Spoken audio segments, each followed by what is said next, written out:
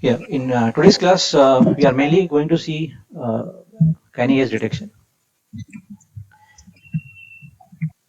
So let us first have the quick recap of what we have discussed till now on edge detection, and then we will go for the canny edge detection.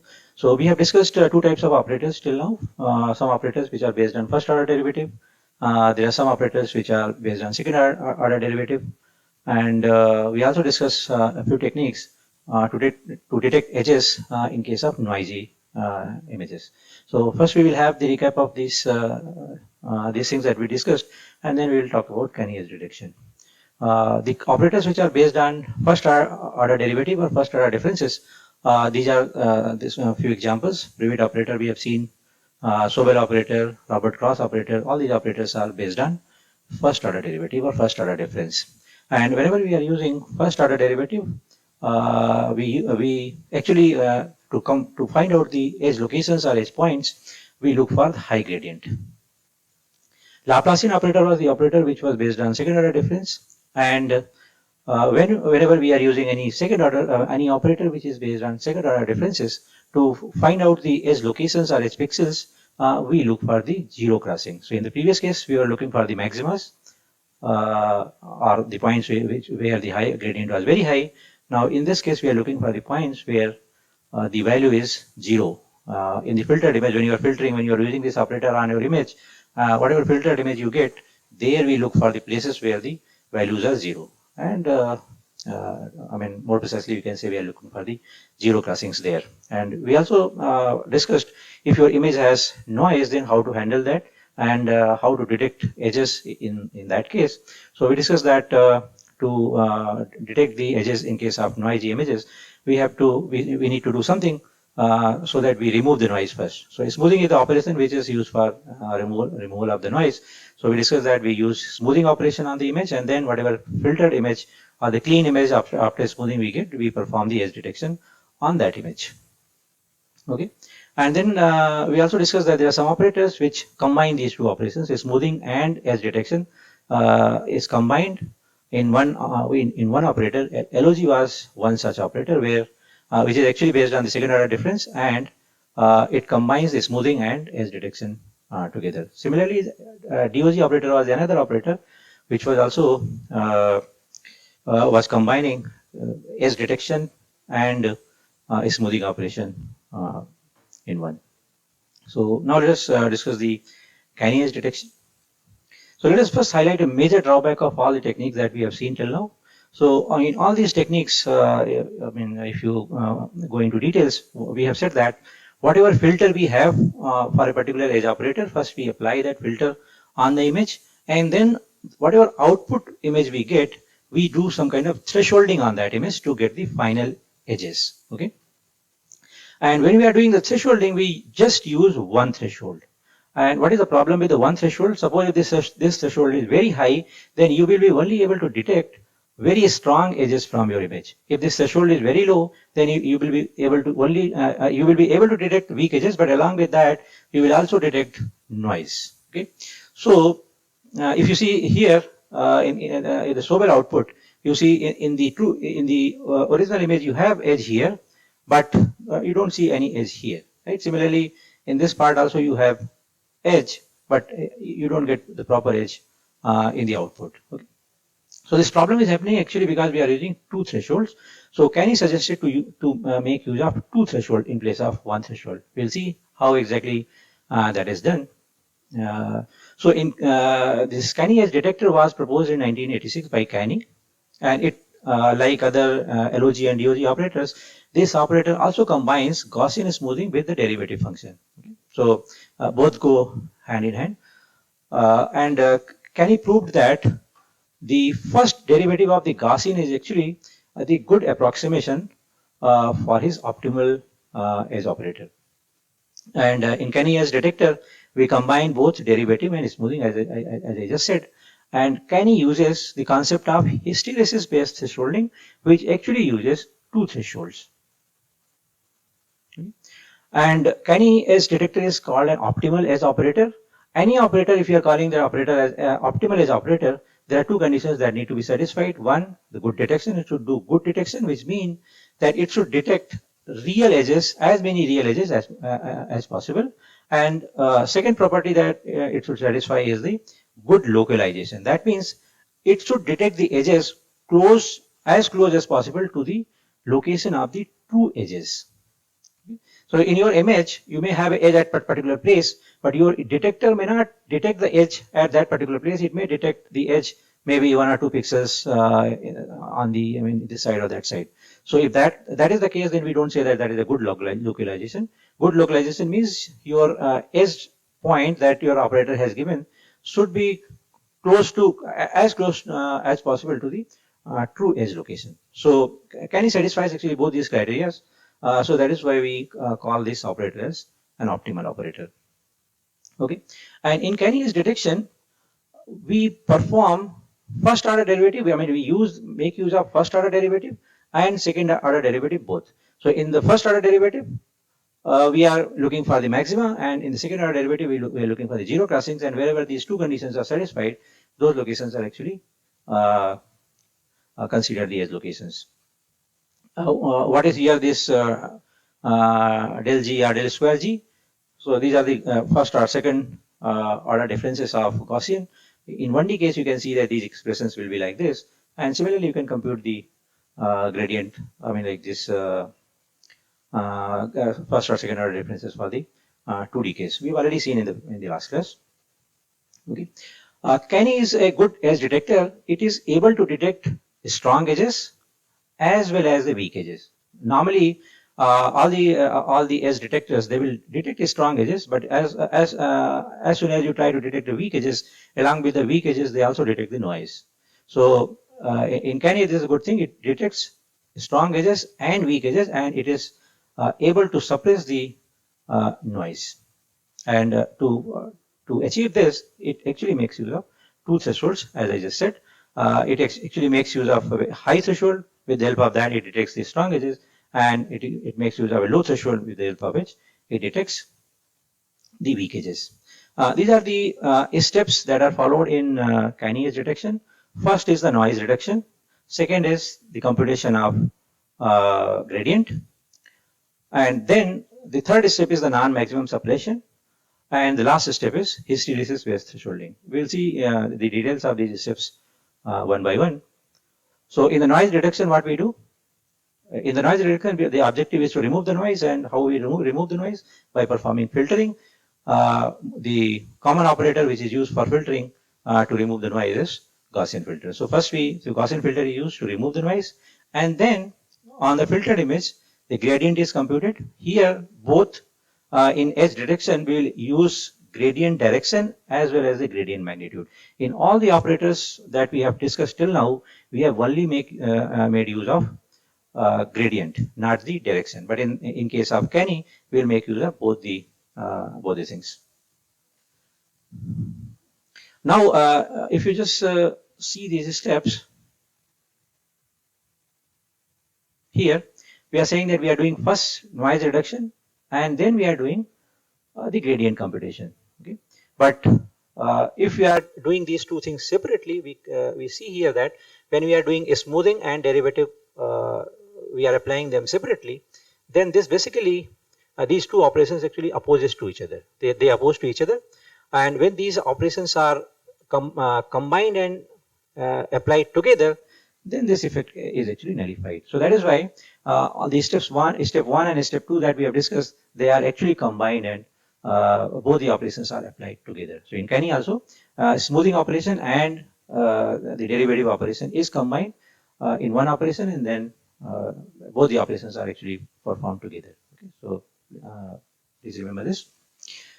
In case of non-maximum suppression, our objective is to find out in the when we compute the gradient of the given image, in that gradient image, in this step, our objective is to find out the locations which are locally a maxima. We will more precisely we'll see why we are doing so, and when we actually go for this kind of maxima, we see that this gives us a kind of thin edge. We only get when we are performing the non-maximum suppression, it gives you in a particular location, you only get 1 point. You don't get a thick edge, or it's not like a normal thresholding where you do just thresholding. So any pixel which has, let's say, has intensity more than that particular threshold, they all appear as thick edge. In this case, we'll find that when we are doing the non-maximum suppression, we will be able to achieve a thin edge. So after once we have performed the non-maximum suppression, then our next step is from these thin edges to our objective is to find out which are the true edges, and for that only we are going to use hysteresis-based thresholding. In normal case, when we use one threshold, as I just discussed, if you are using a large threshold, you will get true edges, but if you are using a small threshold, you will get mostly the false edges. Along with the weak edges, you will get a lot of false edges. Okay, so in case of Canny, we are going to use, we are not going to use same threshold for the whole image. We are going to use two thresholds, and based on those two thresholds, we are going to perform thresholding, which is hysteresis-based thresholding. Okay, so when we are performing the hysteresis-based thresholding, we start with a strong edge with the help of the high threshold, and then we'll try to go to weaker edges which are connected to the strong edges with the help of the low threshold. Exactly, we will see how we do this process. So when we are starting, we actually, as I said, we are using the strong threshold, and when we are using the strong threshold, whatever we get, whatever edge we detect with the help of a strong threshold, we can say that with surety that whatever edge we are getting out of that, that's a fair edge, because normally the noise will create edges. Noise will create the weak edges, weaker edges, but noise will not create the strong edges.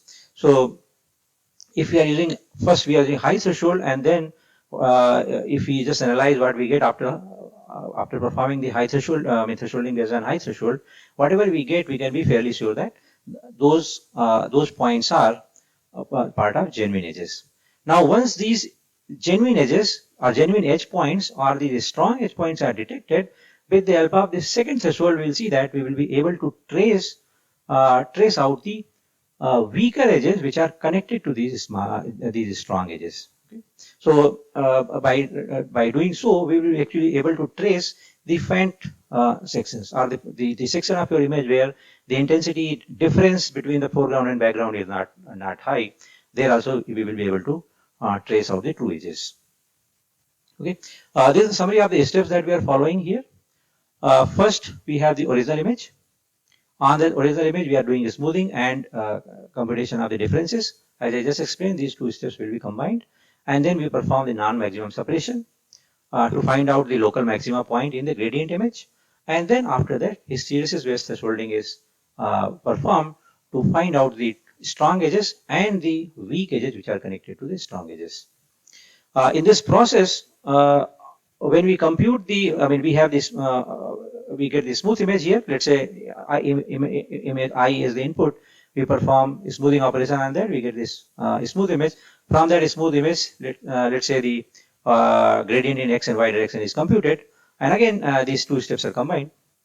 So when the gradient is computed, we store both the information, magnitude of the gradient as well as the phase of the gradient. As I just said, in this operator, we are not only going to use magnitude, we are also going to use phase. So these two quantities are actually supplied to non-maximum suppression step. In this step, both the quantities are used, and then the hysteresis-based thresholding is done at the end to get the final edge. Okay. Now let us see a few examples, and then we'll discuss the last two steps in more detail. So let's say this is the image given, and we have to perform the edge detection. Normally, what we do, we perform we compute the gradient, and in that gradient we do the thresholding. Now, when we are doing the thresholding, let us consider this profile here, and let's say this kind of intensity change is observed in some part of your image. So when you get the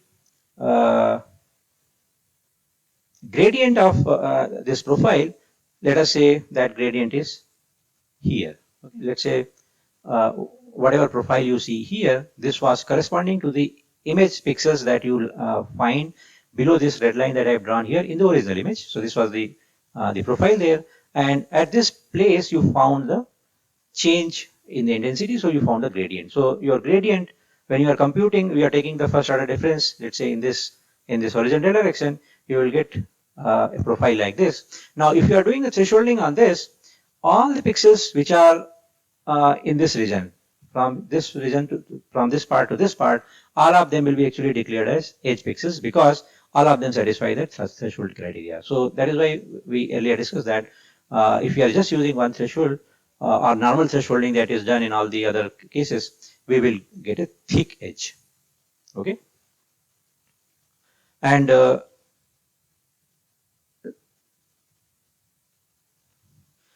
the question is how to convert these thick edges into thin edges. Okay. So to convert these thick edges to thin edges, here we will see that we will be using non-maximum suppression. Normally in other cases, in other previous operators, what we have done, to convert these thick edges to thin edges, we have performed thinning operation. If you remember, yesterday I mentioned this term, we have performed the thinning operation. So now by using the thinning operation, we will be able to convert these edges to thin edges. But if you are using only one threshold, either we will be able to achieve only the strong edges, or if we are using a low threshold, we will be able to achieve weak edges, but along with that we'll also get the noise.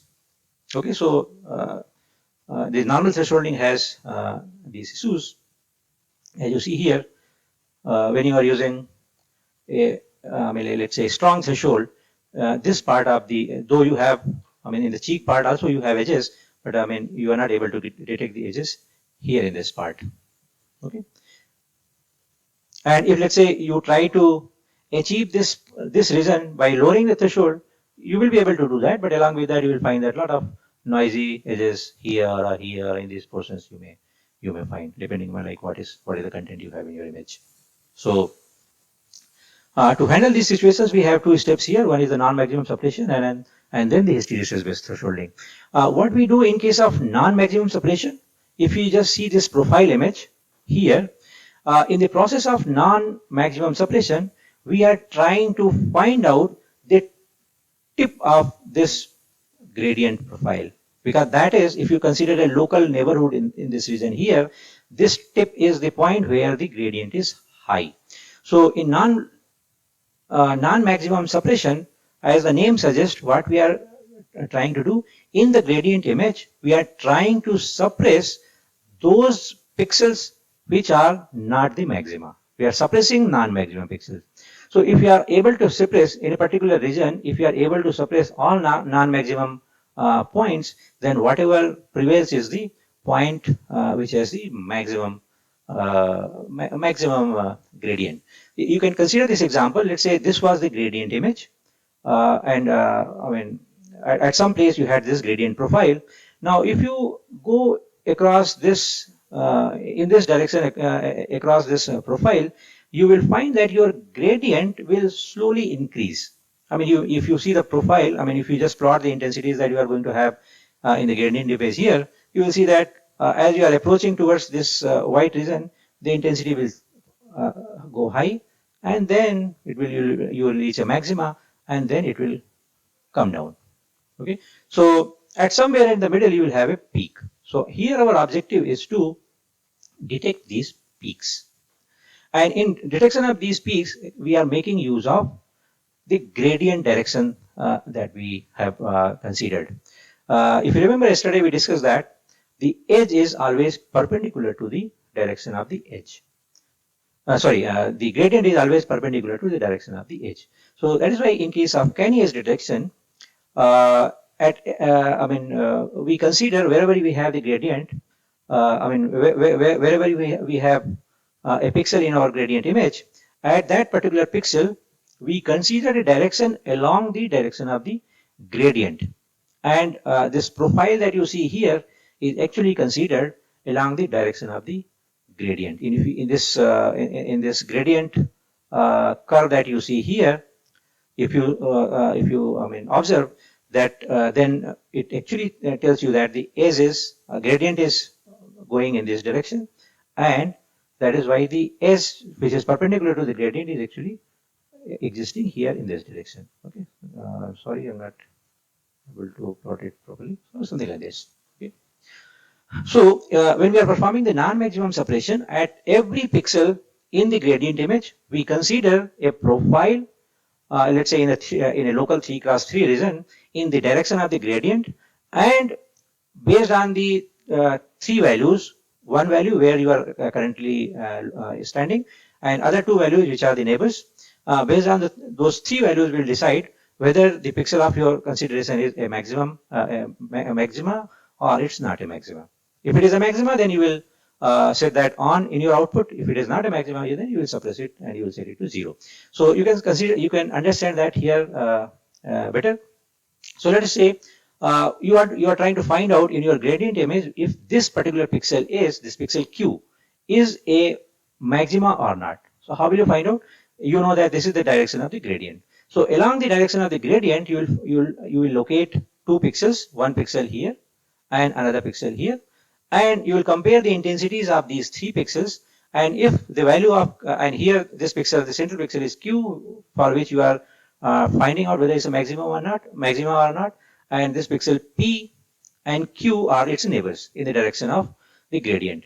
So if you compare the intensity of P, Q and R, and you find that the intensity of Q is more than P and R, then you can say that Q is a maxima. And if it is, if the intensity of Q is less than R or Q, then you can say that this is not a maxima, and you can suppress this. Okay. Now, one thing you can notice here, that these red points that I've shown here, they are not the points originally from the image. In image, you have only these black points, but when you are computing the gradient, your gradient direction may not be always along the along the diagonal directions that you have with respect to the pixels. Okay? Your gradient may have a general direction. So when you have a general direction, how will you find out? Like, for example, at this place, the gradient is in this direction, and when you come on this, let's say on this row, you don't find any pixel here. Right? There is a pixel here, there is a pixel here, but you don't have any pixel here. So in Canny edge detector, to get the, one option was that we could have approximated it by using this value or this value, but in Canny it is not done like that. In Canny, the approximate value at this particular place is obtained by considering the intensity that you have in this pixel and this pixel, and then that intensity is used in the computation of the maxima. So similarly, in this case also, when you are moving, if you are considering a point in this, on this row in the direction of the gradient, you don't have any point here also. So here also this point has been obtained by approximating the intensity that you have here and here, and based on that the non-maximum separation has been done. So now I hope it is clear that when you are performing the non-maximum separation on your gradient image, whatever output you get finally will be a thinned image. You will not find any place where two pixels are lying, two pixels are on or two pixels are wide and they are lying next to each other. You may have two pixels lying next to each other, but they may be the edge pixels. You will not find two, any non-edge pixels connected to any edge pixel. Okay, so what I'm basically saying is that you may have a curve like this where you have this pixel and this pixel is connected to this pixel because both of them are lying on the edge. But you will not have any pixel which is a non-edge pixel and it is just neighbor to the true edge pixels. Okay, because if your edge is in this direction, you must have computed your gradient, non-maximum separation considering these pixels, and out of these pixels, if this would have been the maxima, then this would have been set as on. Since this was not a maxima, this was the maxima, so only you will find that this particular pixel will be visible. This pixel will be off in the output. Okay, fine. Yeah, so that's as I already explained to you. So to find out whether this point is a maxima or not, you are approximating the intensity at point P and Q here, and then based on that we are taking the decision for Q. Now let us see some examples. Let us see this one. This was the original image where we wanted to compute the, where we wanted to perform the edge detection. This was the gradient image. Now in the gradient image, when non-maximum separation is done, you see that you get this edge, this image. And in this image, if you notice, everywhere you will find that the edges that you see here, they are only 1 pixel wide. You will not find any place where you have a thick edge. Okay. Now let us to understand the. So this was all with respect to non-maximum separation. Once the non-maximum separation is done, you will get thinned image. And one more thing you can notice here, that in this thinned image, you will have both kinds of edges, true edges as well as the weak edges. And along with the true edges and weak edges, you may also have the noisy edges or the spurious edges. So those spurious edges need to be actually removed. We'll see that in the next step when we are performing hysteresis based thresholding. Our objective will be to actually suppress those non-true edges or the spurious edges. Okay.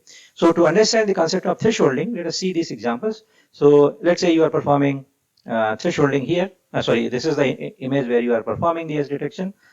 And to suppress the noise here, you are using sigma. With the help of sigma, you are creating Gaussian function, and then you are convolving the image with the sigma, and then you are performing the thresholding. So depending on what sigma you have and what kind of threshold you are choosing, you may get different kinds of output. As you see here, in this case, sigma is equal to 1 and with a very high threshold is used.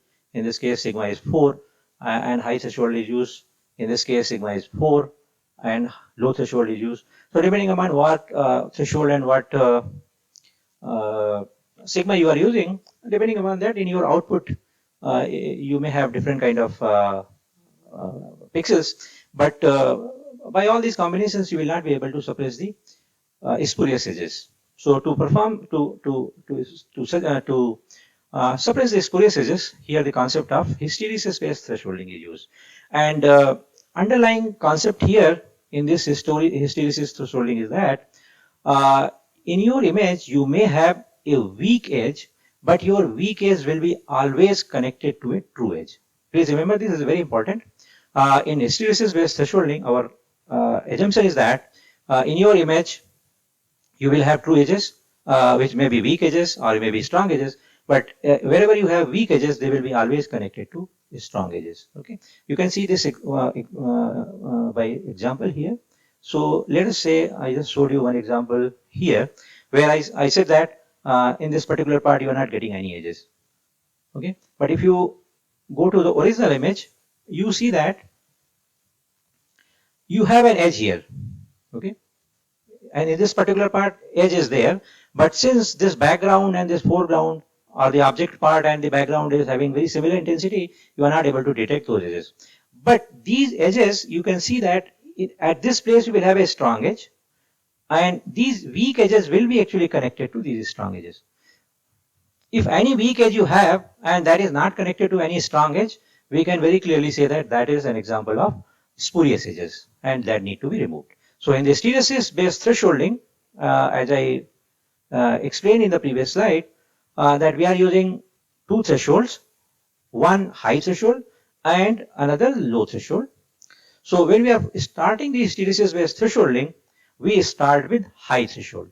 So when we do thresholding based on high threshold, we can very certain, very with high surety, we can say that whatever points we are detecting by performing the high thresholding, those are the true edges, true edge points.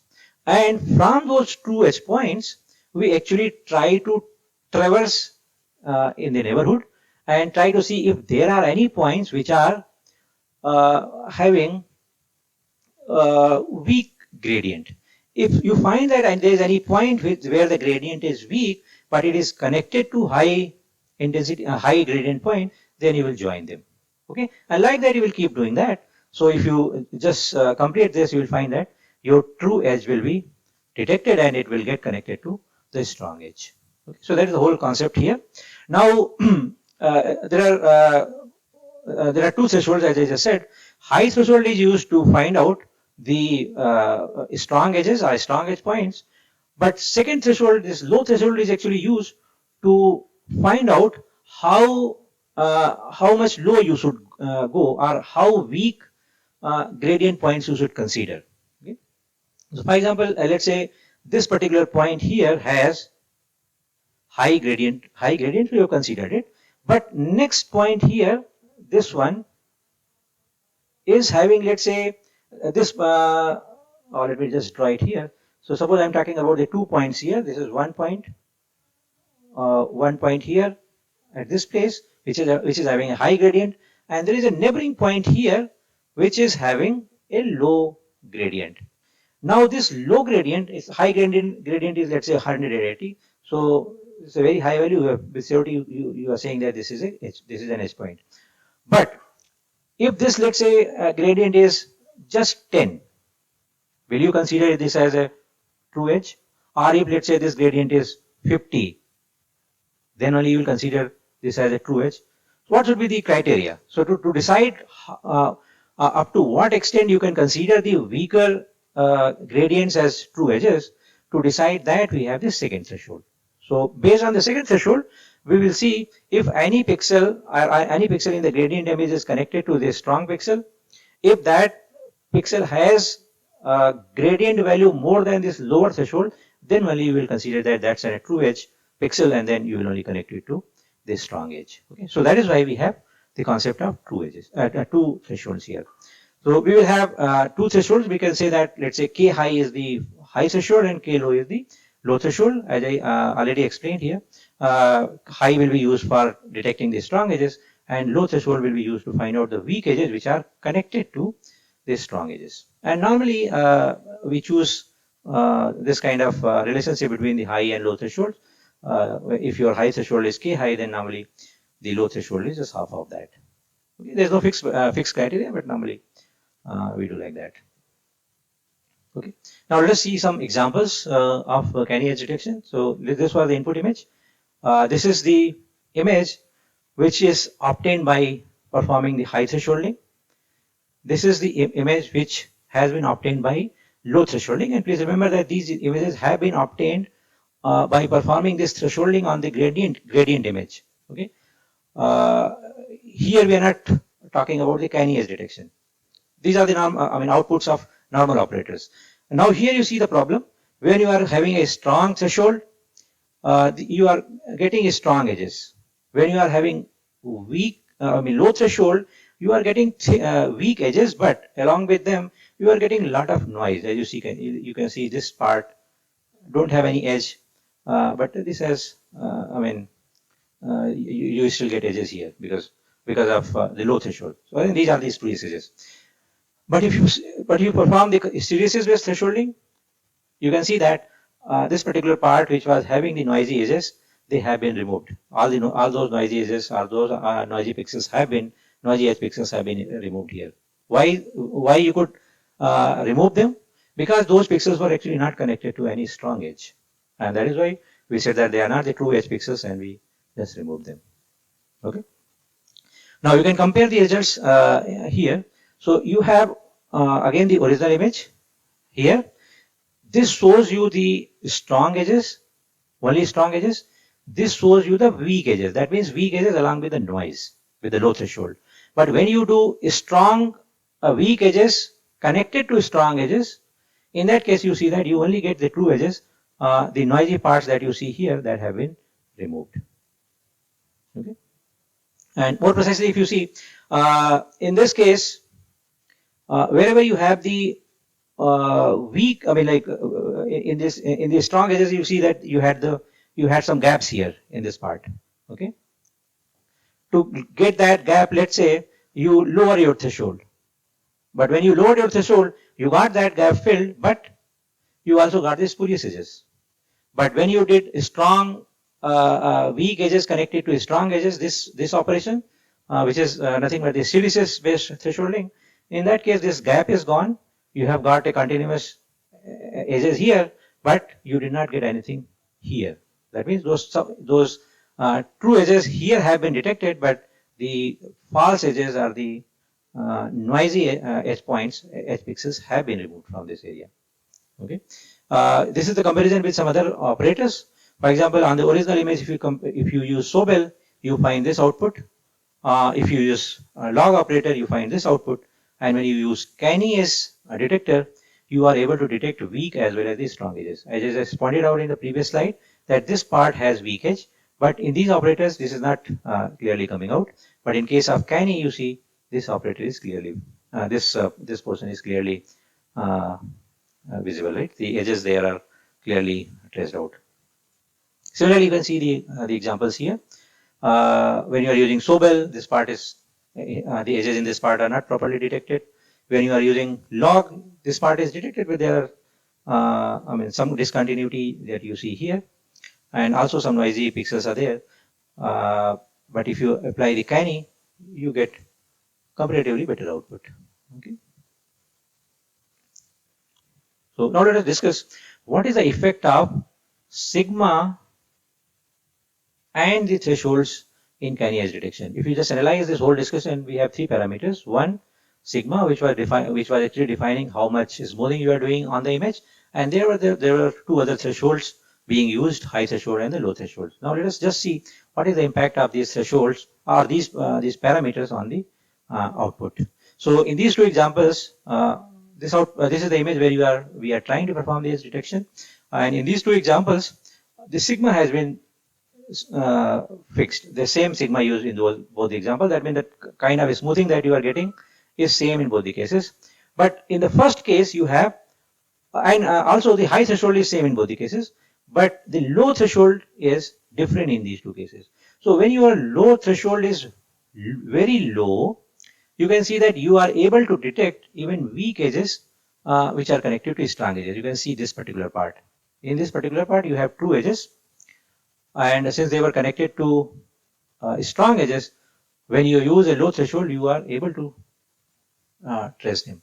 But in the second case, when you have raised your low threshold, you actually made your even low threshold even quite high. So in that case, you see that you are losing these edges. Okay. Though if you see the input picture, you have edges here also. Okay. So now, based on hit and trial, you have to decide what should be the low threshold. It should not be very low, which actually allows you to include all the spurious edges, but it should be sufficiently low so that you are not losing out the weak edges. Okay. Now, in this case, we are comparing the two cases where we have threshold same, but the sigma is different. We have sigma equal to 1 here, sigma equal to 2 here. So if you are increasing the sigma, in that case also you are going to lose the weak edges. Okay. So again, you have to choose a suitable sigma so that you don't lose out the weak edges. Okay, and with this we conclude the edge detection part, and actually we can say that this edge detection is just beginning, because based on what you get as an output in edge detection, lot of other things can be done. Like for example, object segmentation can be performed. Whatever edge pixels you have obtained, if you let's say connect them, trace them and then connect them, then that can define actually the object boundary, and object detection or object segmentation can be done. And similarly, these edge points can be used as features for several other applications. Okay, so edge detection is just beginning, we can say, and there are a lot of things that can be done by using the output that we get in edge detection. Okay. In MATLAB, for all these edge detectors that we have discussed, there is, a standard functions available. Edge is the common function which can be used to perform edge detection using all the operators that we have discussed here. The input to this function is image, where you are performing the edge detection, and here you have to write what operator you want to use. So this parameter can be Canny, Sobel, Privet, Robert, and so on. For different this parameter, this edge detection function will give you different edges, edges for different operators. To get the help, as you know, you must be aware of this. So if you just type help edge, you will be getting the help about that function. Now you can see here, when you are, let's say in this particular case, we are trying to use Canny edge detection, but we have not specified what should be the sigma, what should be the low threshold, what should be the high threshold. Right? So when we are not defining, those parameters are used in their default values, and if you want to change them, you can just specify them here. Okay. So with this, let's conclude this class. And in the next class, we'll start a new topic. Thank you.